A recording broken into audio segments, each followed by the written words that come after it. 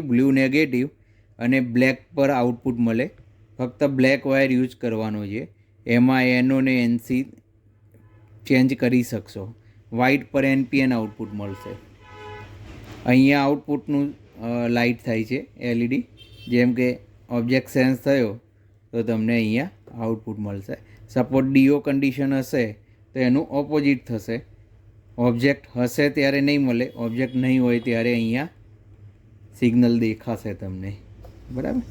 બાકી એમાં સેન્સરમાં કશું સેટિંગ, બહુ હાર્ડ સેટિંગ છે નહીં. આ રીતે સેટિંગ કરવાનું છે. પોટેન્શિયોમીટરને તમે ઓબ્જેક્ટને દૂર રાખી પછી પોટેન્શિયોમીટર ગમે તેમ ફેરવશો તો સેટિંગ થવાનું નથી અને પોટેન્શિયોમીટર ખરાબ થઈ જશે. એટલે તમને રિક્વેસ્ટ છે કે ઓબ્જેક્ટને આ રીતે જ સેટ કરો. જેમ કે અહીંયા આપણે ઓબ્જેક્ટ સેન્સ થાય છે આટલે,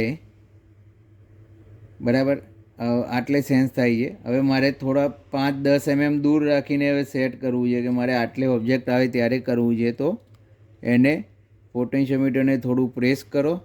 પ્રેસ કરેલું રાખીને ક્લોકવાઇઝ પોટેન્શિયોમીટરને ફેરવવાનું છે.